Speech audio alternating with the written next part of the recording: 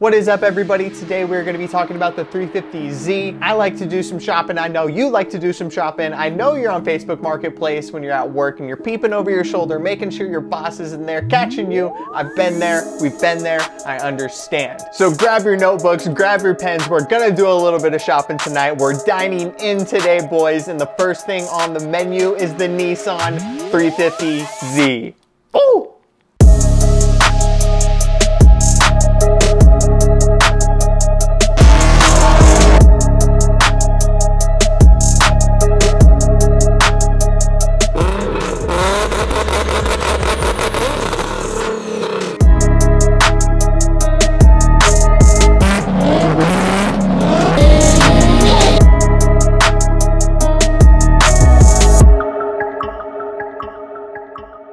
We're going to be breaking this video down into 4 separate categories. 1, appearance. How good does the car actually look? 2, powertrain. What's under the hood? Does it actually make power, and is it going to make you go, ooh, when you hit the gas? 3, we got modability. What can be done? Who's done it before? And how cheap is it to actually do these things? 4, the little extra sauce that's on all these cars. What makes it special? Some people like to buy cars, even though they're bad cars, and know they're bad cars because it's got so much extra sauce on it. Honestly, I haven't done that yet, but I kind of want a Ford probe. At the end of each category, we're going to be giving it a score from 1 to 10, and at the end of the video, we're going to be tallying up those scores to see where it ranks amongst its competitors. First up, we got appearance. Obviously, the Nissan 350Z. It's a good looking car. People buy them for a reason. It was in Tokyo Drift for a reason.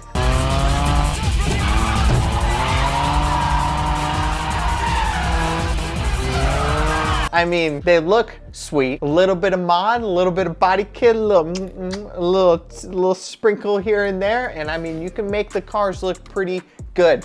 They're a little bit older, they're a little bit dated. If I'm looking at buying this car, which I currently am, it's gonna need a little bit of work, but the basic foundation is there. So in stock form, it looks pretty decent. Yeah, the taillights and headlights leave a little bit to be desired, but man, throw some tint on them and you're rocking. Some people opt in to put on the angry eyes on the headlights, make it a little bit more aggressive. Obviously, you can't throw your backpack or your pooch in the back seat while you're screaming 80 down the highway and trumpets blasting in your ears, but it looks good. Maybe you want to put a wide body on it, or maybe you want to do just a body kit and throw on a livery because you want to be a pro race car driver. As long as your body panels are intact and not dented in from your boy's S15 while you're trying to do donuts with each other in the parking lot of Costco, your car's gonna look pretty good. When you first pick up the car, if you're a lucky one that hasn't been touched, which is pretty hard to find, it needs to be lowered just a little bit. When I'm looking at a car and I'm looking at buying it, first thing I would do is probably put on a set of coilovers, lower it down a little bit, just that makes it look 10 times better. Some people like to go with the extreme camber. They like that look. Functionally, not the best idea, but props to you guys because I know going down the road basically on 2x4 suspension is not fun when you're trying to drink an ice cold latte and it's spilling all over your pants. All in all, the 350Z looks pretty good. A little bit of mods and it can look fantastic. And because of that, this one's gonna be a number 7 on the appearance scale.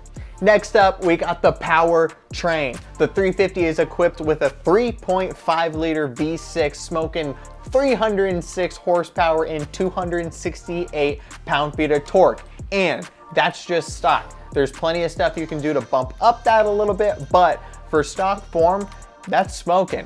I mean, 306 horsepower, that's enough to get your back end slid around a corner and maybe wrapped up into a tree, but enough to break the tires loose, and that's why so many people are taking these to the drift track. If you got a good amount of horsepower, you got a small coupe, doesn't really weigh that much, and you put some nice tires on the back of it, you're gonna have a little drift missile. They're not that expensive, they're relatively cheap to fix and own. What's not to like about it? You see these cars at drift events, you see them on the track. People like building these for a reason. You have a good amount of power to start and grow with. With a couple mods, you can bring this horsepower rating up to about 400. After 400, you're probably looking at some serious coin to make that motor do more work. Now, when it comes to reliability, these things are pretty solid. I mean, you see them on the track because they work and they actually run. If you're doing some crazy 1000 horsepower build, then maybe you're gonna run into a little bit more problems, just common sense. But If you keep it in stock, it's gonna be running good.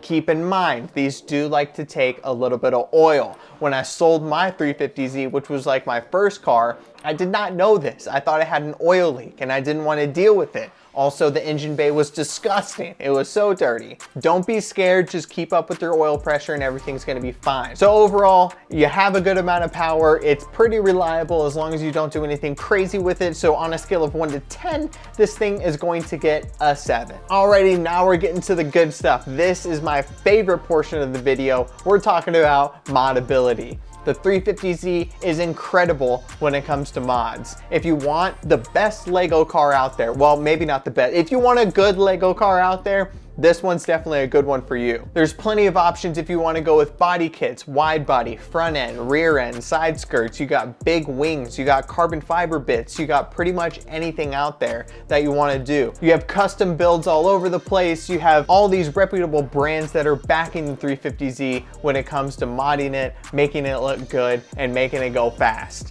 If your wallet's looking a little too fat, you can pick yourself up a twin turbo kit or a single turbo kit, whatever suits ya. I like to do the twins because it's that instant torque. You don't have to wait for the lag, but I mean, the lag actually adds to the drama. If you want something fast and you want something fun and you want to hear the whoosh, then get the 350 with the single. When I'm shopping for a car, I definitely like to look and see what I can do to it. I mean, I'm sure you're the same. Nobody wants to drive around a stock car and just blend in with everybody else. That's why people are painting their cars neon green. You see Mustangs with literally no exhaust. When I had my 350Z, I put the Rocket Bunny duckbill on the back. I wrapped the hood white. Why, I don't really know. I mean, I still kind of think it looks good. I also made it sound like a trumpet, just like basically everybody else with the 350Z. I was young, I was like 18, and I thought it was cool, and it was very loud.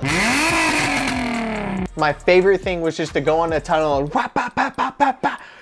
Wah, bah, bah, bah, bah, bah, bah.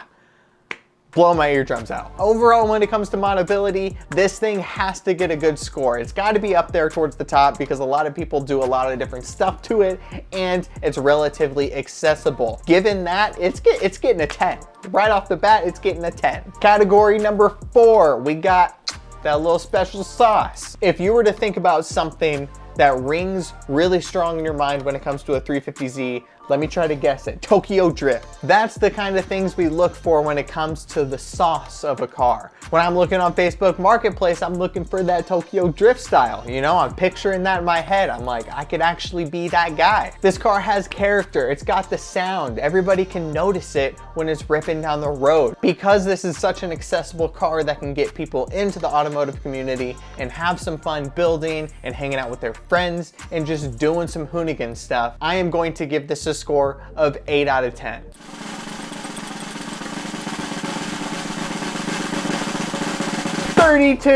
$32. That is the score. The 350Z is going to be getting a 32. This car is a great car if you're looking to get your first car, if you're looking to get your 5th car, this is definitely a good option. Look at TJ Hunt, he's got 2 of them. Look at Adam LZ, he's probably got like 20 of them, I don't know. This car looks good, it drives good, it sounds, it could be a weekend warrior, it can be a track car racer, or it can be your daily driver. If you're looking to pick up a 350Z, hopefully shopping with me helped out a little bit. These are the things that I look for when I'm shopping for my cars. So go ahead, hop on Facebook Marketplace, type in $6,000 as the max price, and hopefully you can find yourself a good one to get your hands on. If you like this style of video, be sure to comment down below and tell me what car you want me to break down next. That's gonna do it for this one. I hope to see you in the next one.